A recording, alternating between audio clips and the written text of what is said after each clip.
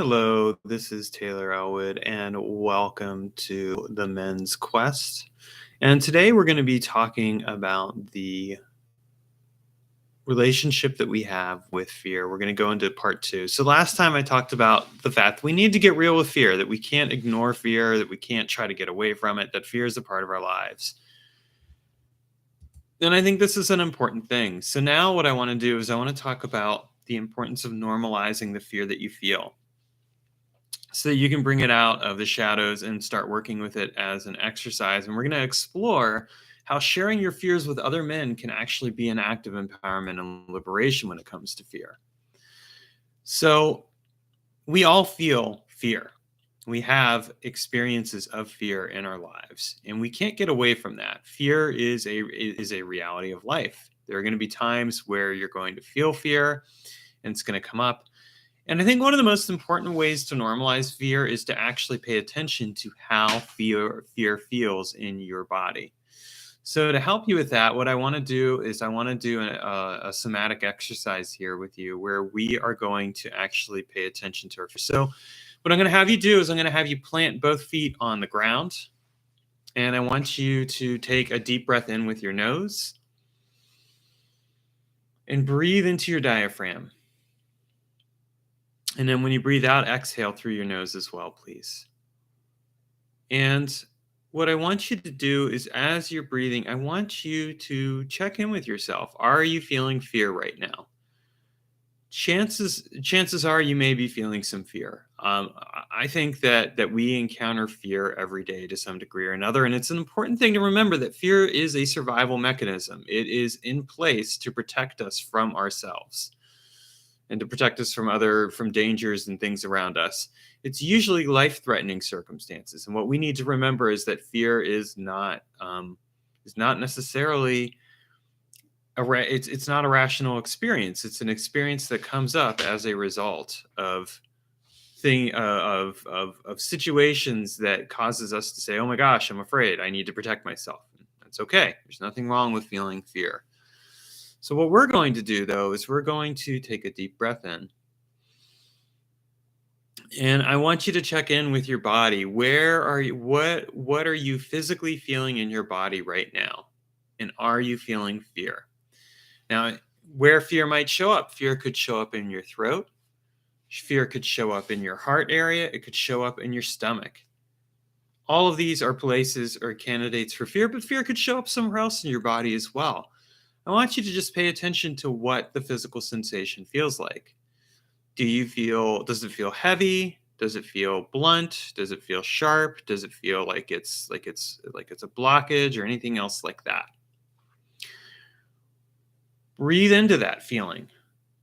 When you breathe into it, take a moment and just pay attention. And if you want, pull out pen and paper and journal what you're feeling, but take a moment and pay attention to what you are feeling and what it feels like and how this fear is expressing itself. What is this fear telling you?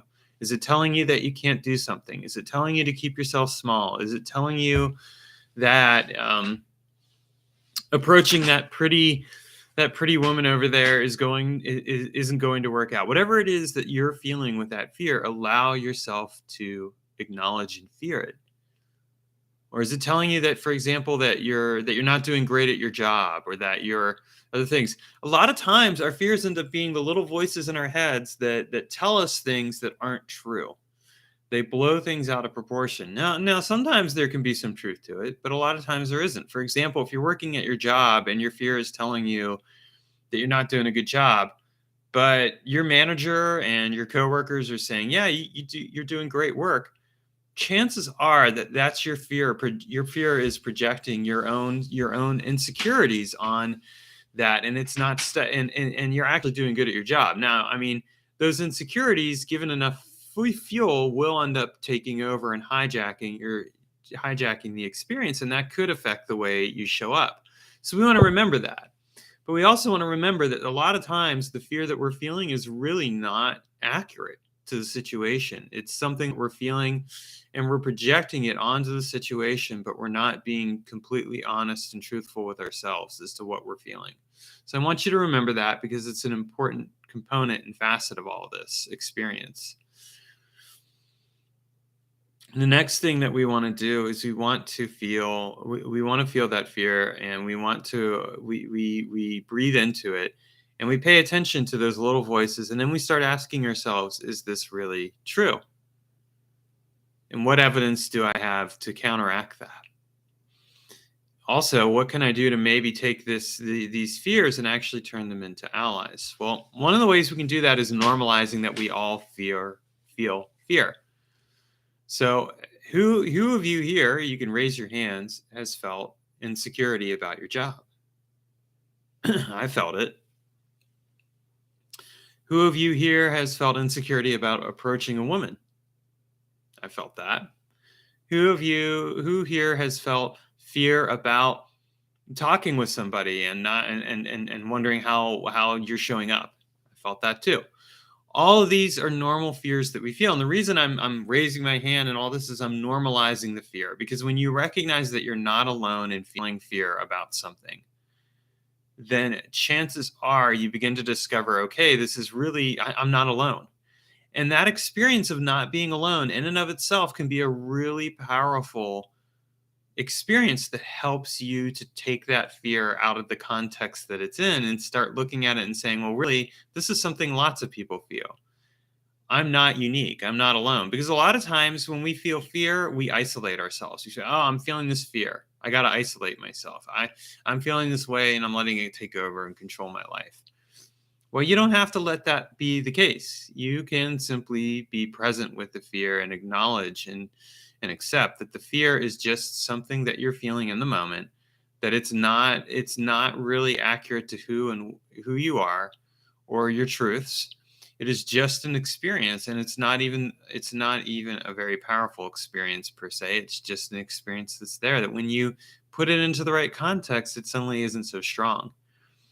The other thing that can be really helpful, and it's something where I know I found help with this, is being able to talk with other men about the fears that you're feeling. Because a lot of times when you are talking with other men, you discover, hearing it from them directly, that yes, this fear is a normal fear. I felt this fear, and so, again, you don't feel so alone. Now, if you're not sure where to get help with that, one thing I might recommend is checking out the Men's Quest um, booklet that I have available for free, or setting up a free strategy call with me. And you can click on the links below this video in order to do that. I would love to work with you and help you out and see if we can't explore the way that your fears are getting in your way. But regardless of that, what I want to tell you is that you can connect with other people and talk with them about your fears, and that it's actually a healthy and good thing to do. I even practice this in regards to the woman in my life. I will tell her that I feel fear sometimes and just be very open and transparent about it.